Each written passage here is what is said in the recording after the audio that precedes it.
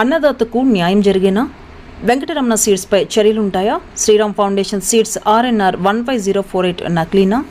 ప్రతి ఏటా విత్తనాల లోపంతో సత్తుపల్లి రైతులకు కన్నీళ్లేనా? వ్యవసాయ శాఖ అధికారులు ఏం చేస్తున్నారు?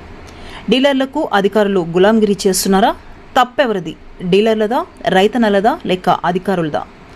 News.9 తెలుగు ప్రభావంతో కదిలిన అధికారులు. పంట పొలాలను పరిశీలించిన శాస్త్రవేత్తల బృందం.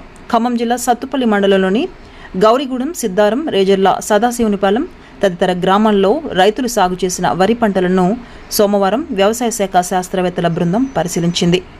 శ్రీరామ్ ఆగ్రోజెనెటిక్స్ కంపెనీకి చెందిన RNR 15048 వరి విత్తనాలను రైతులు సాగు చేయగా పంట చివరి దశలో తాలుకంకులు అధికంగా రావడంతో రైతులు తీవ్రంగా నష్టపోయామని ఫిర్యాదు చేశారు. ఈ ఫిర్యాదుల మేరకు వ్యవసాయ శాఖ అధికారులు మరియు శాస్త్రవేత్తల బృందం ఆయా గ్రామాలకు వెళ్లి రైతుల పంట పొలాలను పరిశీలించి వరి నమూనాలను సేకరించారు. మండల వ్యవసాయ శాఖ అధికారి వై శ్రీనివాసరావు మాట్లాడుతూ సేకరించిన నమూనాలపై పరిశీలన చేసి త్వరలోనే నివేదిక అందజేస్తామని తెలిపారు. నివేదిక ఆధారంగా రైతులకు న్యాయం జరిగేలా చర్యలు తీసుకుంటామని ఆయన వెల్లడించారు.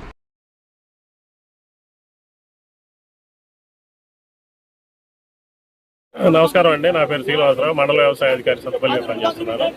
యాసంగి 2025-26 సంవత్సరానికి సంబంధించి సత్తుపల్లి మండల పరిధిలో గౌరిగూడెం, సిద్దారం, రేజర్ల గ్రామాల్లో శ్రీరామ్ బయోజెనెటిక్స్ కి సంబంధించిన RNR 15048 రకం రైతాంగం సాగు చేసి ఉన్నారు. దీంట్లో ఈనిక దశ తర్వాత అధిక మొత్తంలో తాలుకంకులు వచ్చి మాకు నకిలీ అంటే నాణ్యమైన విత్తనాలు అందించలేదన్న ఫిర్యాదు మేరకు, రైతుల ఫిర్యాదు మేరకు మేము సంబంధిత రైతుల ఫిర్యాదు మేరకు మా ఉన్నతాధికారుల ద్వారా శాస్త్రవేత్తల బృందాన్ని పర్యటన కొరకు సిఫారసు చేసి ఉన్నాం. దాని నిమిత్తమే ఈరోజు మన యూనివర్సిటీ నుంచి శాస్త్రవేత్తలు వచ్చి ఈ పంటల్ని ఏదైతే ఫిర్యాదు ఉన్న పంటలను పరిశీలించడం జరిగింది.